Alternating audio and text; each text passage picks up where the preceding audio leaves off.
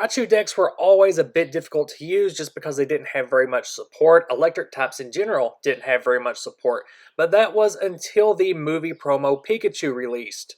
This provided some energy acceleration in the form of recharge so that Raichu's attacks could get set up one turn faster, which is a huge deal for a Pokemon that requires a lot of energy to attack and is also weak to the strongest fast-hitting card in the game.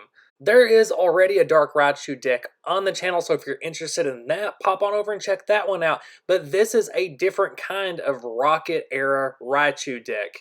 This is a deck requested by Adam Wilson. He was wondering about the Base Set Raichu. And taking a look at this card, you can see that it has a lower energy cost for agility, even though it's not dealing as much damage. It's not spreading damage like the other two variants that existed in this format, but it is much more defensive. That agility attack allows it to potentially defer damage on the next turn, but the base set era of the TCG was hyper offensive. It was very fast, so there wasn't a lot of room for Pokemon that had these defensive attacks, a lot like Raichu, Rapidash, Ninetales. The only way to be defensive is to have a very high HP, which you saw in Pokemon like Chansey, Lickitung, and Kangaskhan. But with the release of the Rocket set, alternate tactics began to creep into the game, like special conditions with stuff like Dark Gloom and Drowsy, and also mind games, playing around with your opponent, really amping up the disruption with things like Here Comes Team Rocket or Rocket Sneak Attack. So these emerging strategies fit pretty well with Base Set Raichu. Its agility attack especially, trying to kind of throw your opponent off guard, but Raichu also got a really great partner in Dark Jolteon. Even though it is a stage 1 with only 50 HP, it can be an absolute monster early game. If you notice, that Lightning Flash attack is almost exactly the same as Raichu's agility, except you can do it for 1 energy. So really, with Raichu and Dark Jolteon, you can start getting off agilities or Lightning Flash on turn 2 and get that disruption going.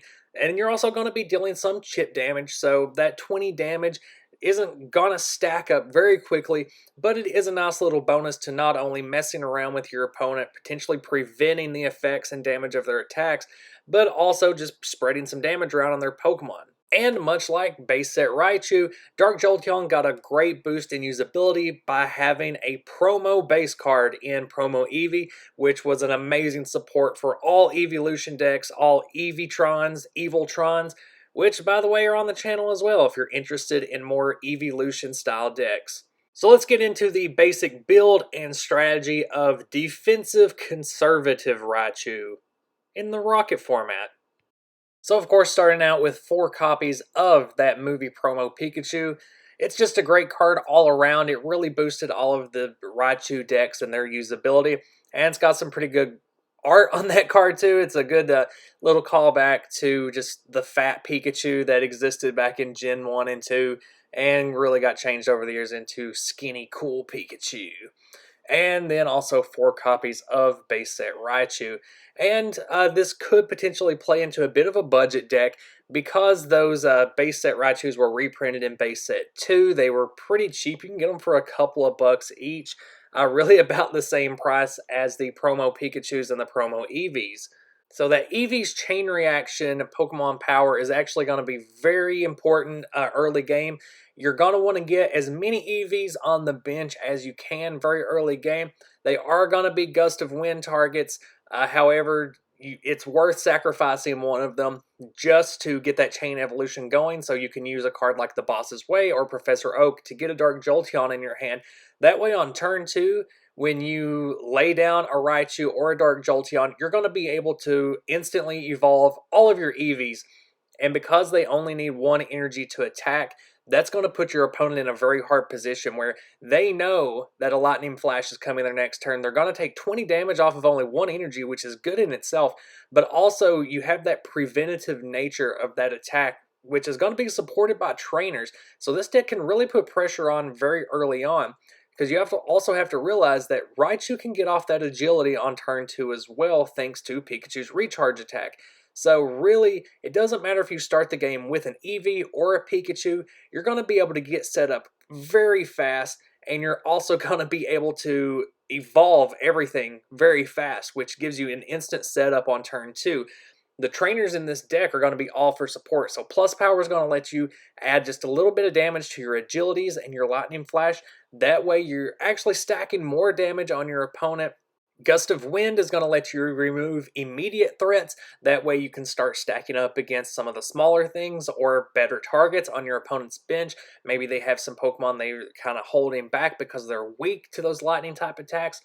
In a weird kind of twist, since I usually run a full playset of energy removal anytime I run it, I actually removed one copy to try to fit in some other support cards for the disruption aspect of the deck, mainly like Lass and Rocket Sneak Attack.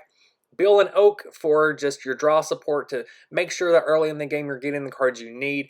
You want to be able to get Raichus in your hand, but at the same time you want to leave those Dark Jolteons in your deck. So you do have to be kind of conservative, which is why I only have 3 copies of Bill, 2 Oaks just in case you need a huge hand refresh. The Boss's Way is going to be very key in getting that very first Dark Jolteon. So you can actually probably get by with only 2, but I found that just getting that in your opening hand makes it worth having that 3rd copy in the deck. And that's really going to be the only time you use it, because once you get those chain reactions going, you can just pull those Dark Jolteons straight out of your deck.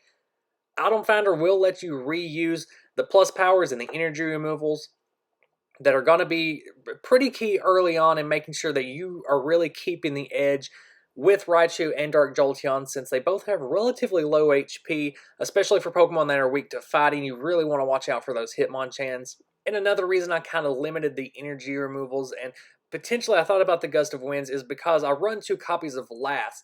This deck is very susceptible to Gust of Wind because the effects of Lightning Flash or Agility stop working. The effect goes away if the Pokemon is sent back to your bench. So Gust of Wind can really mess up the strategy here. So if you're afraid of that, you want to make sure that you're using Lass, if you don't mind also sacrificing whatever trainers are in your hand. But if you have the option, Rocket Sneak Attack is a much more precise way to look at your opponent's hand and target Gust of Wind so that it's going right back into their deck and you don't have to worry about it, at least for that turn or probably the next turn as well. The success of this deck is going to be very reliant on coin flips because of the nature of Agility and Lightning Flash. But the fact that you can get an attack off on turn 2 that has a 50% chance to completely block whatever your opponent does with their attack on the next turn can be very disruptive to your opponent's strategy. Just to stack on top of that, that's when you have cards like Energy Removal, Rocket Sneak Attack, and Lass to really make sure that you're putting your opponent as off-center as you possibly can. You're disrupting their strategy, while in the meantime, you're playing it defensively. You're getting off a little bit of damage here and there, but it's really focused on the mind game aspect of it, where you're setting up really fast and then you're disruptive. It's not hyper offense really, as more of just, like I said, throwing your opponent off guard and really getting off those small amounts of damage while also preventing damage being done to you. Gust of Wind really is the biggest enemy to this deck because it can cancel out those effects by sending the Pokemon back to your bench and pulling out something new. So in those cases, you really need to make sure you're playing those disruptive trainers to try to keep Gust of Wind out of your opponent's hand. And of course, the other big wall to these types of decks are opponent's decks that can also get set up on turn 2, because that's really the advantage of this deck, is because it does have the acceleration and the low cost attacks that also have the disruptive aspect to them. If your opponent's getting set up on the exact same turn as you, then your strategies are the same, and it's really going to be up in the air at that point. So you're looking against decks like Hitmonchan and especially Wigglytuff, where they're going to be running full play sets of Gust of Wind plus power. And in the case of Wigglytuff, those double colorless that can really come out of nowhere and can surprise you. The trainer base can be very fluid in this deck, just depending on your play style and when you go through your test runs, how you match up against other decks. I would actually say you could probably take a lot of the draw support out of this deck. Maybe remove the bills altogether and only have 2 or 3 Professor Oaks. Or if you want to lean heavier into the disruption, you also have cards like Imposter Professor Oak and also Imposter Oak's Revenge. Or to go in slightly different directions, the Rocket set also offers cards like Sleep and also the Dark Gloom Dark Vileplume core, which is pure disruption. Playing the deck this way would let you benefit from those bosses way, as you would be able to evolve into Dark Glooms and Dark Vileplumes, which could also set off those chain reactions, but would also add another level of complexity to the deck, making it a little bit slower, which does detract from the point of the current build that I showed, but again, it's all up to your playstyle. Keep these request decks coming. I really enjoy making these videos, and it doesn't have to be just deck suggestions. I would love to make videos on Pokemon merchandise or the games, anything relating to the early days of Pokemon. Basically, I'm really wanting to turn this channel into more of like a nostalgia Pokemon channel and go through all the generations and create content just about what it was like to be a collector and a player in those times. So thanks to all of you that are regular watchers of the videos that like and comment and subscribe. It really means a lot to me just for this channel and for the enthusiasm I have towards the TCG and Pokemon as a whole. So it means a lot for me to be able to get on YouTube and just talk about it. So I will see you next video. Bye.